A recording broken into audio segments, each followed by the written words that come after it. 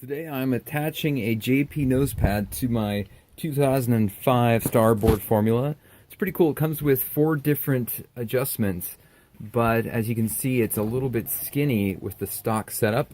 So what I'm going to do is I'm going to just pretty much trim a little bit here on this side, and then a little bit off. Let's see, a little bit there and a little bit here, and I should be able to get it around to where it's the right spot. And to start, I'm also, rather than just assuming where it's going to hit, I got just my mass extension with a little bit of a carbon fiber extension, and I'm going to just draw here to see exactly where it touches and kind of go around the touching point, and then I can base it. Nothing would be worse than for me to put it like right here and have it hit somewhere else, but yeah, I wouldn't have assumed it was right there, because there's a little bit of a height and angle of where it's going to hit is going to be right there. Now, it's a pretty thick pad, so it'll be fine. It has height, but I want to base it off of there, so I'll do the rest. Nice. Now I have a line all the way through, and what I'm going to do is I'm going to place these down, try to get them in the right position, and get an outline. Nice. I have it to the shape I'm looking for. And now I can just put a piece of tape along here to show where I'm going to plan to cut.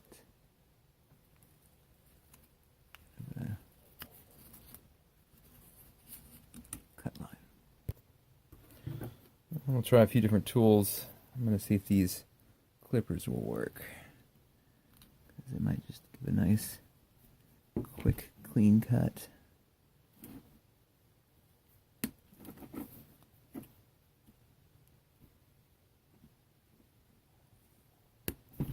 Okay, that should work for there. And let's try this piece. Now, this cool thing about these is they have these are not very heavy. Oops. Well, these are not very heavy, but they have 3 different layers. One is the shock absorber zone. The next is a high density foam, so a little bit of a barrier and a little bit absorbent. And this is just thick plastic. So really excited. This should definitely, take the hit here and then spread the load. Then this part absorbs it. Yeah, should be good. Okay, let's see if this will cut here.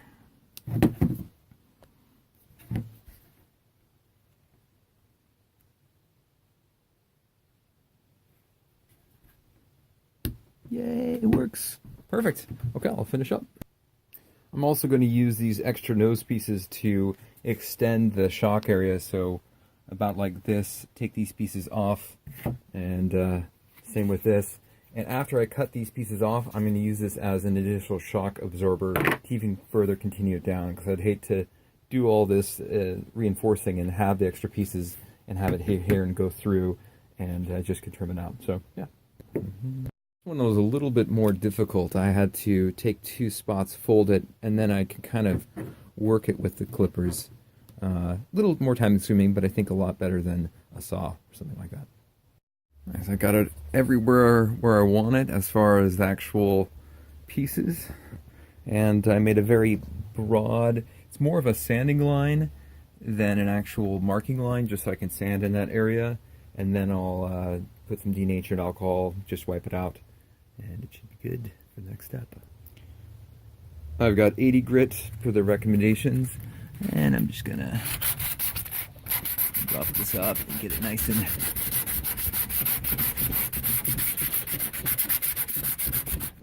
stickable. Did a quick wipe down. Now I'm just using denatured alcohol, just in case there's any oil or anything left over. I also sanded out these edges. These edges were a little rough, and I don't want to nick them. So I'm all ready to go. I've got 2 Thule straps, a bunch of masking tape. Hopefully that'll be enough to hold it down as it's curing. I'm going to do a 5-to-1. So that is, I'm going to fill up the first line with resin, the 2, and the second 2, it's going to be hardener, which is the 5-to-1 ratio. And I'm just going to mix and get to it. Yeah, going to do it on both sides on the board And on this, hopefully that'll be enough. And I want to go really thin on both because that'll be more than enough for the adhesive. Yeah. Cool, so all sides are painted.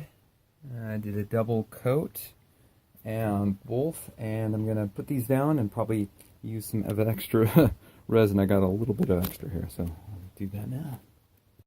Well, I've got it the best I can with tape, a weight and a strap, and I'm probably gonna come back because it's still a little, it'll be tacky for a while and make me kind of push it down, but there's definitely some spaces that are lifting up a little bit that I can easily just push down. So it was nice to use a slow drying resin epoxy because I have time to work, but I think I might have used the wrong glue. A different glue that maybe has a more immediate tack grip would be better for that. So I don't recommend a full-on epoxy for this. Something else would be more appropriate. Well, last checkup before I go to bed. Got another strap and some just old speakers for weights. Really trying to weight this down. Probably it's going to be sticking up a little bit. I'll just use some super glue to kind of finish it off and hold it down for that whatever 10 to 15 seconds per spot, and that should be able to be okay. But there's enough epoxy that it should stay regardless, and I should have a result that takes the impacts, which is the goal. Well, the resin epoxy has been overnight to dry, and here's the tester. I'm trying to show that it's definitely pretty hardly cured, or it's cured, and it's still a little pliable, but there's no tackiness, and it's ready to go. So what I'm first going to do is try to take this super glue and hold it down in the spots that it's sitting up, and maybe even while it's holding, I might use some Instaset, which is something you should avoid when using with foam, but because there's, it's over fiberglass, it should be fine for that application. And afterwards, if I can't get it to seal up, or if I just want to connect something, I've used this on my other windsurfing stuff. It's gasket material, and it's let's see, it's for maximum torque, and it does pretty good on one of my seals for my my longboard, my Megacat, for the centerboard. It's held out pretty well as far as connecting some of the gaps of the old centerboard and kind of help repair it and maintain it. So I'm going to do that for some of the corners, maybe a little bit in between, just to kind of connect the gap. With those two, it should be good. So I'll start out with the super glue. So first up is this gap. Let's get that in focus, see if I can. There's definitely a small gap right here. Let's see if I can get some super glue in there. Let's see if this works. For the gap.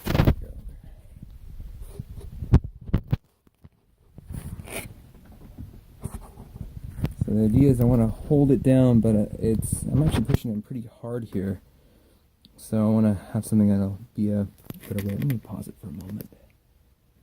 This part, it didn't work. The thing is, it's very light and very rigid, but it's also rigid enough that it doesn't really kind of contour to the actual shapes. So as far as I push down, I was pushing it hard, and there's so much pressure that it pulled back up, and it's at an angle that I don't think it really benefited much to be completely cured to the whole area, because it'd be kind of this torqued angle, so to speak. So right now I'm holding this. I'll hold it for probably about a minute or so and see if this holds, because it's a lot easier for me to hold down. Where this, it's like I feel like I'm pushing down so hard I'm almost releasing the seal at the other end. So yeah, we'll give this a shot and see how it works. Well, the super glue works really well for these thinner pieces, but as soon as it started to get thicker, it just was way too much side torque to hold the bond. So I'm going to do the rest with the gasket. So this is I want to make sure there's a good bead on all of the corners, but on top of that, I kind of want to not use this whole container also. So I'll try to go a little bit thin to start, and I might do a little bit more if there's some remaining. But this container is a little old, so I can always get new stuff if I want to. Well, I used the whole container. There's a couple of spots where I want to use a little bit more, so I'm going to use a gloved hand and spread it out. And if there's any extra, I can kind of apply the spots that I wanted to. There were a couple of spots that the super glue did not hold even on this, and it still came up. So I'm glad I didn't try to use super glue on the rest of the areas. And I'm just going to fill it in with the rest of the sealant. I guess the gasket sealant. Yeah.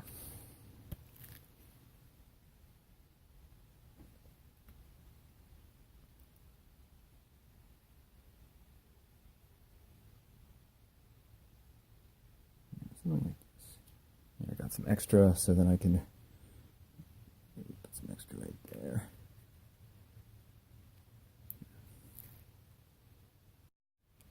Nice. Well, I'm all done with the gasket smoothing, and looks like I got a pretty good coating with the the resin, the super glue, and the very strong automotive grade gasket material for engines. I think it'll hold. Let's see. So this says 24 hours to cure, and it should be totally good to go in the 24 hours. So I plan to take this out tomorrow. Yay!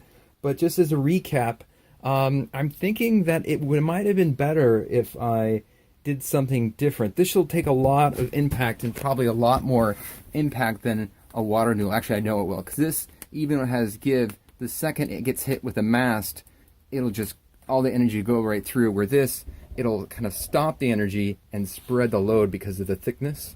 So I feel confident that this will hold for aggressive mast attacks. And of course, I did the 2 coats of fiberglass here and about 4 coats with overlapping in the front. But as the project went through, and just the time it took to do this, and the cost, this is actually less expensive than some other kits. I'm making a mess right now. This JP set was less expensive than the other kits, but it's so rigid that it was hard to form around the board, and it didn't have any permanent sticky backing. I have what is it? I have really hardcore fabric permanent double sticky tape. That's really strong. That might have worked. I could have used super glue, but it's kind of expensive for the amount of size.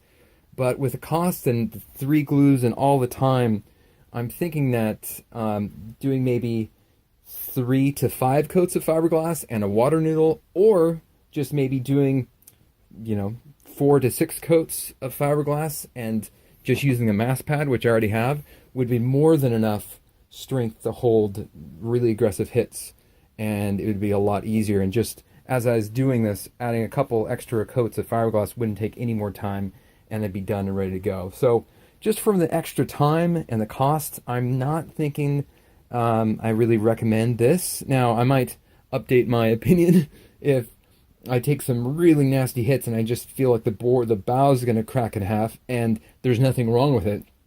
In that case, I'd be like, okay, it was worth this actual, this mast pad, because that, you kind of see when you get a bad hit and I'm like, oh, I didn't hit the nose very hard and it cracked. Oh, that's not very good. Or if you hit it really hard, just totally just smash it and it holds, then of course it'd be good. Well, this was my second time out on the Windfoil and first time actually up. Got some pretty good flying runs, and you can see it's kind of, the streaks, it's pretty gusty out there. It was fun. Definitely need to change the foot straps positions. I played with the downhaul a lot, and that seemed to change the speed and also control, but I'm not sure exactly how that differs. I moved the mast track all the way up and then back to 45, which I heard was the start position, and it was pretty good. My feet were way further forward than the foot straps, but I can say that I am so glad I put this bumper and I went obsessive with the actual pads here, because I took some pretty big fling, like catapult flings, and with I'm not sure you can see, but with my I don't know, impact vest, I have my helmet and everything, I feel good. And I know that the tip of my 4-wheel board wasn't that durable, so with all the fiberglassing and the obsessive foam pad, I'm really glad I did that. But yeah, have a good one.